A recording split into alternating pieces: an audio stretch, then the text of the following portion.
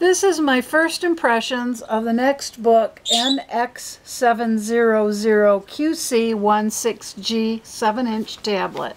It has a 1024 by 600 high-def resolution, a quad-core processor with a gigabyte of DDR3 RAM, has 16 gigabytes of internal storage, and the micro SD slot is expandable up to 64 gigabytes more. Has a rechargeable battery. It comes with Bluetooth and runs on Android 4.4.2 KitKat. It has a 0.3 megabyte resolution front-facing camera, and it claims to ship with an HDMI port. It does not have a mini HDMI port as claimed. When you look at the top of the device, you'll see a standard headphone and earbud jack. Right there, that little hole is for the microphone. The micro SD card pops right in there. And over there is your mini USB for charging and for connecting with other devices. I've already started to personalize the tablet, as you can see. It comes with 6 spots along the bottom for apps that you use frequently, that are always there.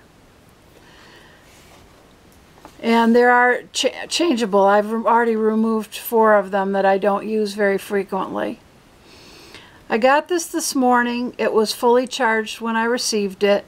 I used it for approximately 4 hours, and that got it down to a 15% battery. I let it get all the way down to 2%, and then I recharged it. It took just over 2 hours and got it back up to 71%. It claims a 4-hour battery life when in use, and that seems to be pretty accurate. I believe it says it has 4 home screens, but it feels like there are 5.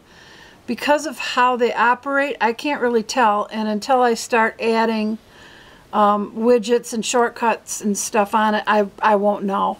I won't be able to count them. For the pros, it's very lightweight. It fits very nicely in my hand. I've had 3 other Nextbook tablets. They were all 8-inch tablets, and that is all I have to compare with this one. My husband has a 7-inch Samsung Tab 3. That one is heavier, but this one feels just as sturdy as that one. On the back, one small little thing I noticed is that the speaker is right there. I'm right-handed, so when I hold the tablet, I want to hold it with my left hand, and as I do, my hand covers up the speaker. I'm just going to have to get used to holding it differently is all. That's not a deal breaker by any means. The display, people have mentioned that the display is not very clear. It's 1024 by 600, and I find it perfectly clear. I've looked at websites with small print just to try it, and I have no trouble reading it, even with my older eyes, past middle age, and I can still see it. Even though my eyes are less than perfect, I have no problem with it whatsoever. It's fast. It's incredibly zippy. With this quad-core processor, it's much faster than my 8-inch Nextbook tablets were. It opens applications very quickly, and it's very responsive.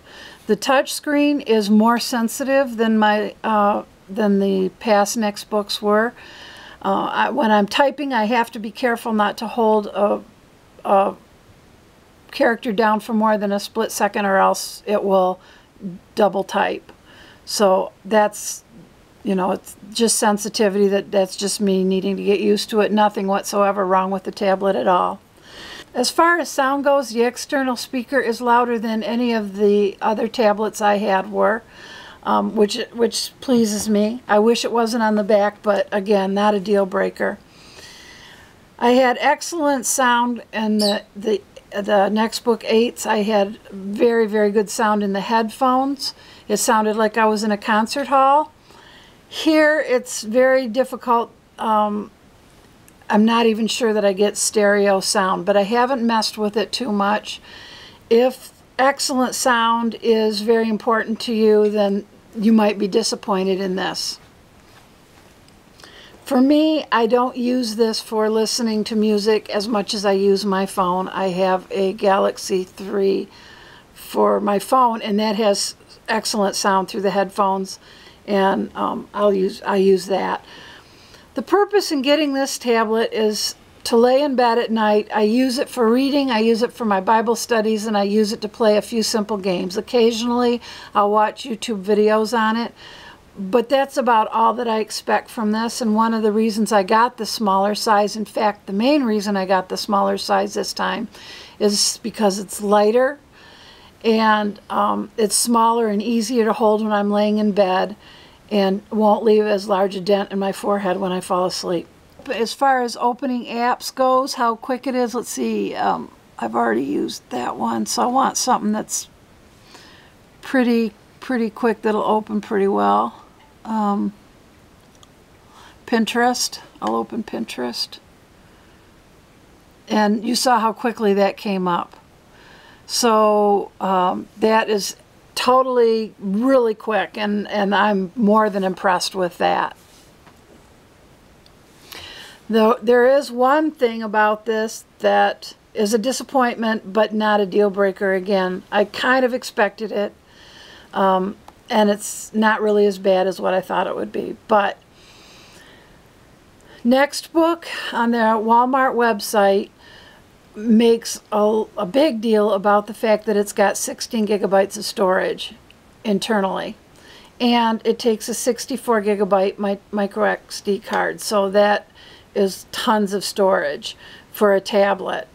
However, not all of that storage is for applications. You can only use 1 gigabyte of the storage for the apps. 1 gigabyte of storage for the apps. I'll let that sink in. In other versions of Android, you can go into the properties or the information for each application, and you can move many of them to the SD card. You can't do that with this. The SD card is, I'm assuming, for handling photos and music.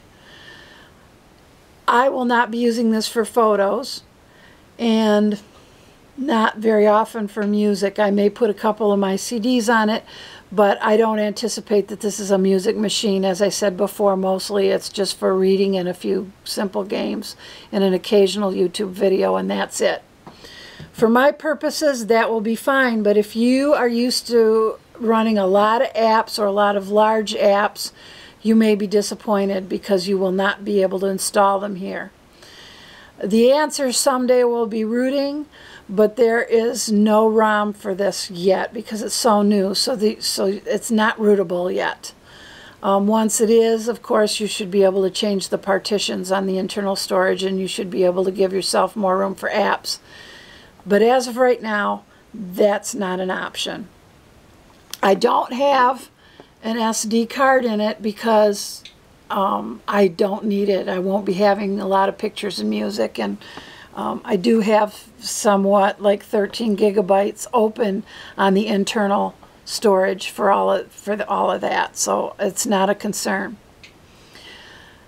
One thing I did do was I removed any of the preloaded apps that I won't use, that they'll let me uninstall. Of course, all the Google stuff, all of that Google stuff I will not use. I'll use the Play Store and that's it. But all the other stuff I won't use, but I cannot uninstall it without root access. So anything that I could uninstall, I did. Any of the updates that were in here, I uninstalled the updates and all the data. And while all the data is not probably the best idea, it did get me 105 additional megabytes of space for installing apps. I won't be removing all the data as a general rule because obviously I want to be able to access it and have my passwords and everything in there, but I wanted to try it today and see what all how much I could release. So I have 22 applications in there right now. Some of the big ones are the Amazon App Store and Skype. Those are about as big as they get, 50 megabytes or so out of the apps that I use. And I'm running about 750. I've used about 750 of that 1 gig. So I have about 250 some left for more apps, but I have everything for the time being at least that I want on here. As I said, I will use this on a very limited basis. I use it in bed. I use it, sometimes I'll use it while my computer's doing something else to play a game or whatever.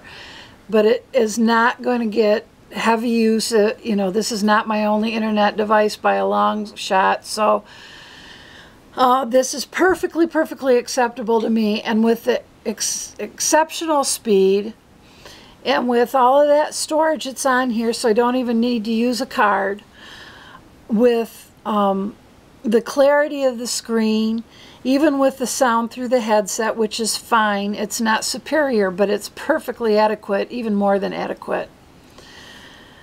And to play games, it's just perfectly fine for my needs. If you're looking for a tablet that you can really load up with heavy-duty apps, this will be a big disappointment to you. So in closing, I'm very pleased with this after using it just for 1 day. It seems to get the battery life that they promised, the 4 hours or so, and I even got a little more. For my few apps that I use, there's plenty of space. It's more than fast enough. The sound is better than, the external sound is better than on the 8-inch tablets that I had from Nextbook. And the headphone sound is perfectly adequate. It charges quickly, and I'm very pleased with it. At the $79 price point, I don't think you can go wrong with this tablet. My very last thought is this. When I had the 8-inch Nextbooks, which I got from Walmart for $99, protection plan was $9 or 10% of the purchase price. I've used that a couple of times for broken or cracked screens, and I've definitely got my money's worth. When I bought this tablet for $79, the protection plan is $31. To me, that's not worth buying that protection plan. 40% of the cost of the tablet is I've almost got another one half paid for. So I didn't get a protection plan with this one. I will be more careful. I've got to get a screen protector to put on it yet. But I don't think that the protection plan was worth it for me. It may be for you, but for $79, this is really an excellent tablet. Video runs smoothly, sound runs smoothly. Everything is just, I'm pleased as punch with this for my purposes. I hope that this first impressions video will help you if you're deciding to buy one of these. I'm a daily vlogger, and I did the unboxing on today's daily vlog on October 28th. I will put a link below in the description box for that if you wish to see the unboxing. I'll wait a while and then I'll do a more full review after I've used it for longer than a day and when I'm more familiar with it. But having had the 3 8-inch Nextbook tablets, this does already feel very familiar. If you have any questions, please feel free to leave a comment and I'll answer them if I can. Thank you for watching.